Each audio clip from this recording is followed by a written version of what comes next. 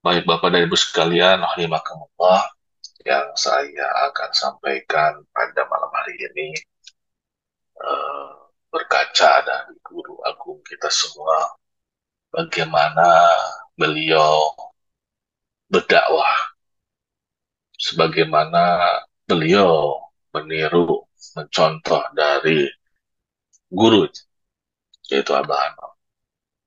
Bagaimana Abah Anom juga meniru dari gurunya, yaitu Abah Sepuh. Dan seterusnya, meniru Sayyidina Muhammad Sallallahu Alaihi Wasallam. Dakwah apa yang beliau sampaikan dan bagaimana caranya. Nah, Bapak dan Ibu sekalian, perlu diketahui bahwa manusia ini sebagai makhluk sosial, hidup, berproses, berinteraksi, dan juga berkomunikasi itu dalam sebuah lingkungan. Bisa itu baik, bisa itu buruk. Baik tidaknya lingkungan, tentu ini akan berimplikasi secara signifikan terhadap baik tidaknya tindakan dan juga perbuatan kita semua.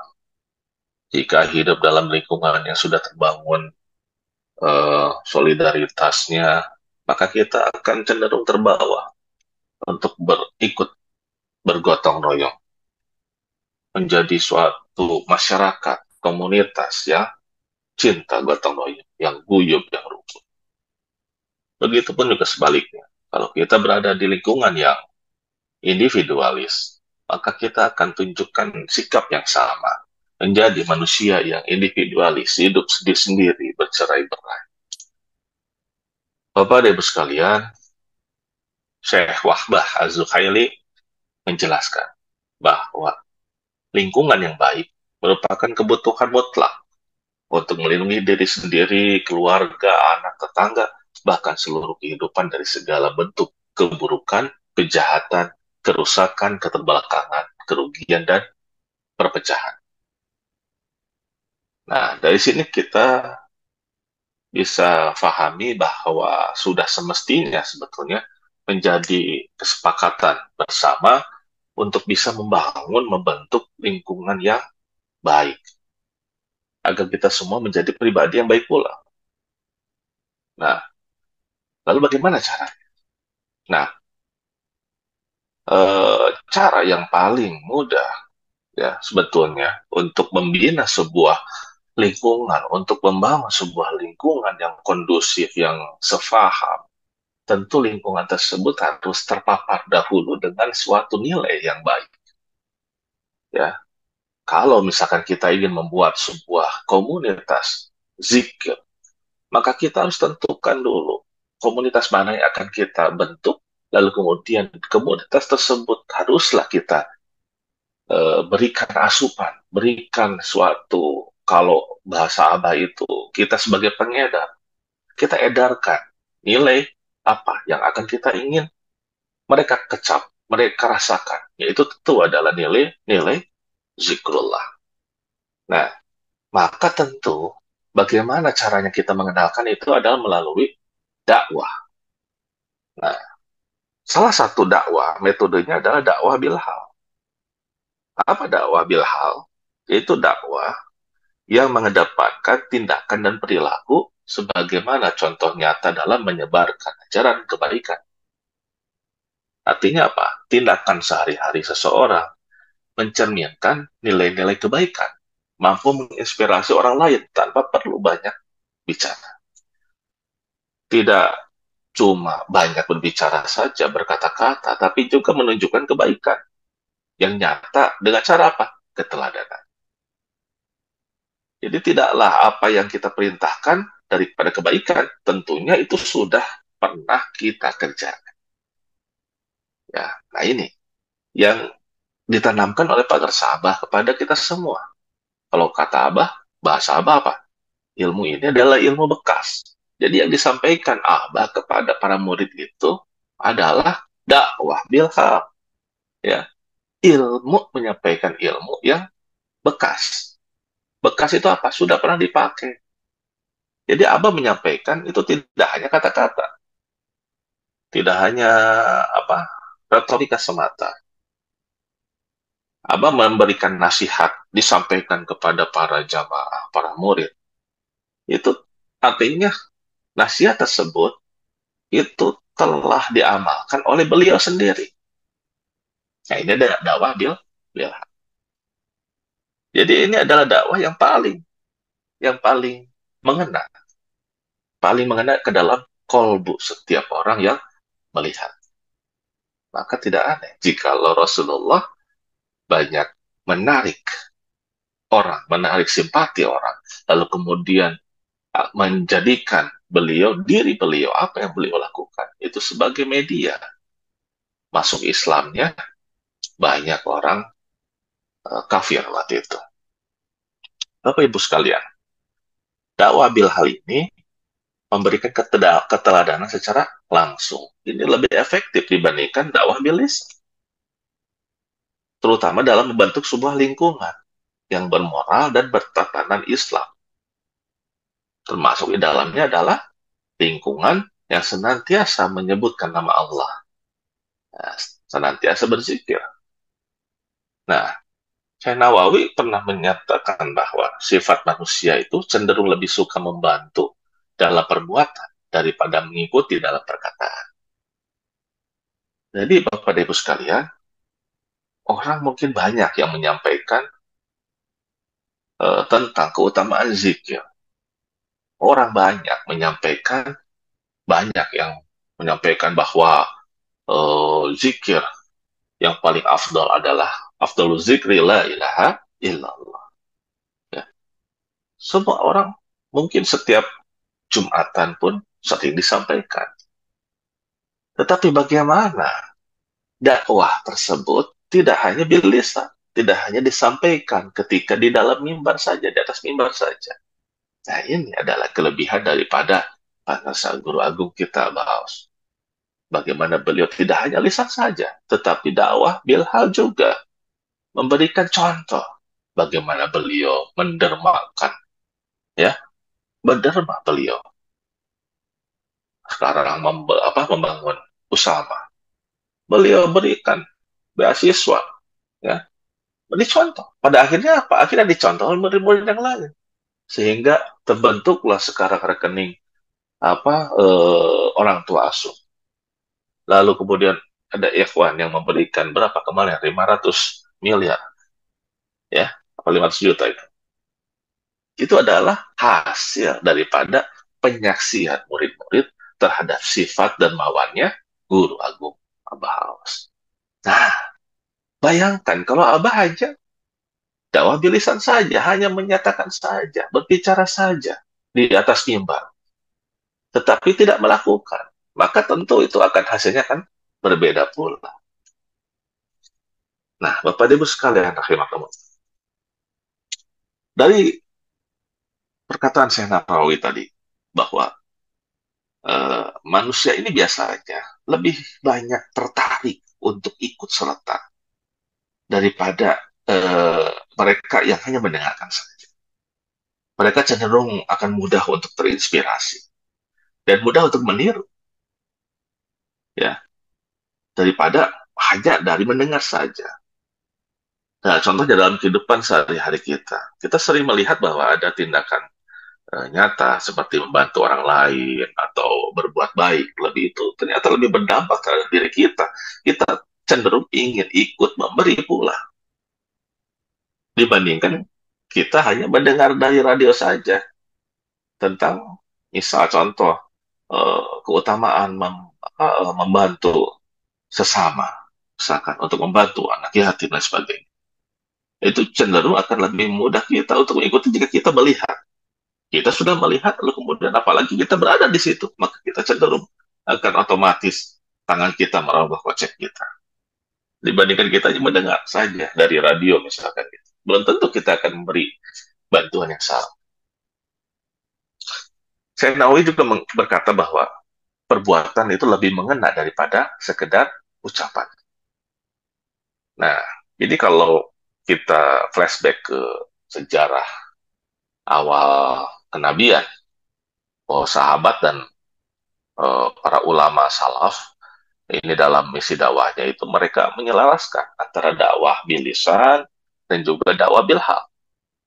Nabi Muhammad mengubah tradisi di lingkungan jahiliyah yang buruk menjadi lingkungan yang baik secara perlahan.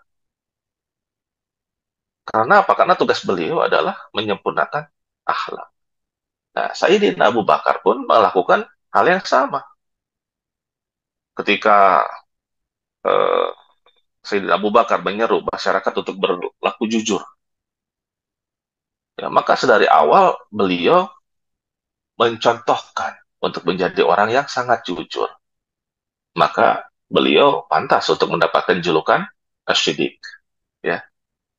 Begitu juga para ulama salaf, ya, tidak hanya menganjurkan umat untuk menginvestasikan hartanya di jalan Allah, tetapi juga dibuktikan dengan tindakannya nyata.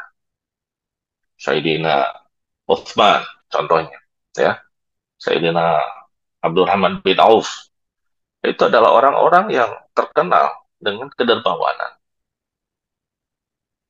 Dalam sebuah kitab ini yang menyatakan bahwa cara dakwah Nabi dan juga ulama salaf ini adalah dengan memberikan makanan kepada orang miskin, memberikan pakaian kepada mereka yang membutuhkan, dan menyantuni anak yatim dan juga membantu orang-orang yang sangat membutuhkan bantuan, mendirikan tempat pembelajaran untuk kegiatan pendidikan sampai mengajarkan Al-Quran kepada mereka semua. Nah, ini yang dicontohkan oleh Syekh Abdul Qadir dalam salah satu wasiatnya, bahwa lebih baik kita dalam berdakwah itu memberikan makanan. Itu akan lebih mudah dibandingkan hanya sekedar berkata saja. Nah, ini yang mencontoh dari mana? Mencontoh dari Rasulullah juga. Nah, Bapak dan Ibu sekalian, nah tentu ini yang menjadi suatu pesan moral bagi kita semua, terutama bagi saya pribadi. Jangan sampai saya berbicara di tempat ini malam ini, itu hanya sekedar bersilat lidah saja. Ya, tetapi ternyata pada kenyataannya saya tidak melakukannya. Maka itu cenderung eh, apa sangat-sangat tercela sekali. Bagaimana apa yang saya sampaikan pada malam hari ini, jika tidak atas dasar ilmu anu kurut, kata para sahabat, bukan berdasarkan ilmu yang bekas dipakai, maka sungguh saya sangat tercela sekali. Apa ada ibu sekalian, eh, sekali lagi saya menyampaikan kepada Bapak Ibu bahwa cenderung kita semua ini kenapa eh, diharuskan untuk bisa berdakwah tidak hanya bilisan, karena cenderung itu akan berat sekali. Kenapa? Karena tidak semua orang memiliki background ilmu yang sama. Murid-murid apa? Ada yang backgroundnya sebagai petani, ada yang backgroundnya sebagai pengusaha, ada sebagai pejabat, ada jenderal, ada polisi, ya, ada pengusaha, ada dokter, ada ibu rumah tangga. Nah, bagaimana jika mereka yang tanpa background agama, lalu kemudian diharuskan untuk berdakwah, mendakwahkan kalimat la ilaha illallah? Maka tentu yang paling mengena, yang paling mudah adalah dakwah bilhaq. Bagaimana dakwah dengan mencontohkan dirinya sendiri. Maka ini yang disampaikan oleh para sahabat bahwa dalam bahasa Sunda, lamun diajar zikir teh kudu aya deulean. Jadi apa? Harus ada yang bisa dilihat dari kita belajar zikir. Ya, sebagaimana dicontohkan. Seperti halnya api yang melewati ranting yang kering, maka akan terlihat bekasnya berupa arang. Sebagaimana air yang melewati tanah yang kering, maka akan terlihat bekasnya. Begitupun juga dengan kita yang berzikir. Jikalau kita, bilisan kita tidak memiliki kefasihan dalam menyampaikan, tidak memiliki ilmu yang mumpuni dalam menyampaikan, maka contohkanlah, dakwahkanlah dengan dakwah bil hal. Mencontohkan apa yang kita lakukan sehari-hari, apa yang kita lafazkan setiap hari, apa yang bisa kita berikan kepada orang lain setiap harinya. Nah, ini adalah maksud yang berusaha saya sampaikan pada malam hari ini. Itu adalah dakwah yang lebih mantap lagi. Ketika orang melihat bahwa, oh ternyata Bapak A ini ternyata dahulu dia begitu kasarnya terhadap orang lain. Tapi ternyata dia sekarang berubah. Ada apa ini? Maka orang lain akan cenderung mencari tahu. Oh ternyata ini adalah murid Abah Abbas. Tahunya dari mana? Tahunya ketika sholat di masjid, sholat Jumatan, ternyata beliau memakai kopiah merah putih. Pantas saja, pantas saja. Ternyata perbaikan daripada sifatnya, ternyata itu akibat belajar zikir. Nah, maka dengan demikian orang akan lebih tertarik dibandingkan Bapak Khotib di atas mimbar menyampaikan keutamaan zikir ini 2 3 sampai 80 keutamaan zikir la ilaha illallah, tapi cenderung akan kalah dengan melihat si Bapak A tadi yang memakai kopiah merah putih di depan. Nah, mungkin kita semua pernah merasakan seperti itu. Bagaimana kita tertarik untuk menjadi seorang orang tua asuh untuk mahasiswa STID karena melihat orang lain dengan mudahnya memberikan sebagian hartanya untuk mahasiswa Usama. Ya, punten, maaf, bukan saya merendahkan, bukan saya eh, merendahkan mereka-mereka yang berdakwah melalui televisi, melalui radio, melalui YouTube. Mohon maaf. Tapi ini adalah prinsip yang tidak bisa kita sepelekan. Dakwah bil hal adalah dakwah yang wajib bagi semua orang, terutama orang yang sudah belajar zikir, sudah ditalkin. Maka khusus hanya untuk orang yang ditalkin itu harus menunjukkan hasilnya. Bagaimana dia ditalkin, bagaimana dia mengamalkan zikirnya dalam kehidupan sehari-hari. Sehingga orang akan mudah mengenali bahwa orang yang berakhlak seperti ini, pasti ini adalah orang yang senantiasa berzikir. Tidak mudah untuk tersulut. Tidak ada namanya anak muridnya Abah Aos itu orangnya sumbu pendek, diterpa hoax. Apalagi orang tersebut tidak mudah untuk menyebarkan hoax. Kenapa? Karena muridnya Abah Awas punya Robito. Sebelum dia menyebarkan hoaxnya, Robito dulu, tawajuh dulu. Maka dia tahu bahwa itu adalah hoax. Contohnya seperti itu. Nah, itu adalah dakwah bilhal, yang dakwah yang semua orang bisa, semua orang yang berzikir, yang sudah mendapatkan talqin, itu harus wajib bisa menyampaikan kepada orang lain hanya dengan mata, hanya dengan telinga, dengan semua panca indera menyaksikan kebaikan-kebaikan yang dia lakukan sebagaimana gurunya mencontohkannya. Sekian, mudah-mudahan bermanfaat. Assalamualaikum warahmatullahi wabarakatuh.